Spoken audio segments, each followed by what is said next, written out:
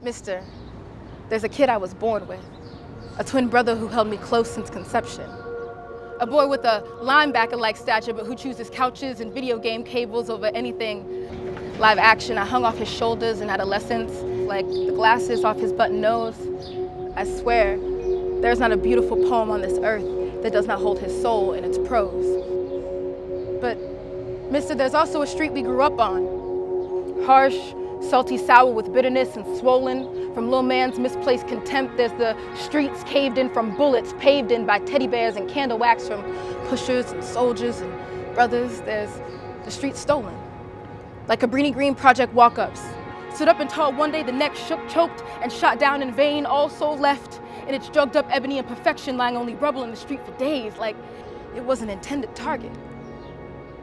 And I'm scared for him, mister, to grow up like this, because he isn't the stereotype. His gait, speech, and swagger is different. But he limps like every other black man because of the ankle chains he's been given. So despite his difference, he looks like the man you said doesn't belong here. He looks like the man they chained and they brought here.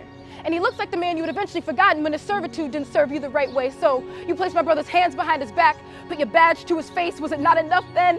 When he turned to you to say, mister, don't pick on me, please. I'm ashamed to be me. I won't yell, I won't fight. I'll put my hands where you can see my skin, convinced you quick. But did you ever stop to think that the dark scares me too? That I see my reflection and I scream just like you? So when the man dropped his wallet, then jumped on the train, there was no way for me to give it back unless I looked through. And you think I'd steal pennies when you withdraw from me daily. Whatever I have, you take it. I do nothing here but lose. Every place feels like prison. So what's the point of me living? I exist just to convince white men black can be truth. But despite what I do, your perception doesn't change. So each day my bruises just get blacker and my body stays naked. He pleaded with you, officer.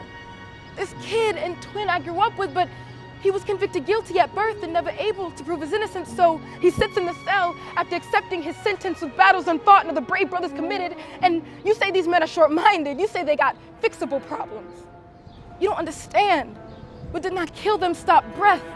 And living right ain't easy. Once breathing gets harder, they're caught up in the system and they can't fight against it. You tell them it's not real when real steel keeps them locked in it. Keep blaming imagination and keep faking the truth when the same red flag on which he bled for white rights refuses to tourniquet his blue wounds. God bless your America, massa.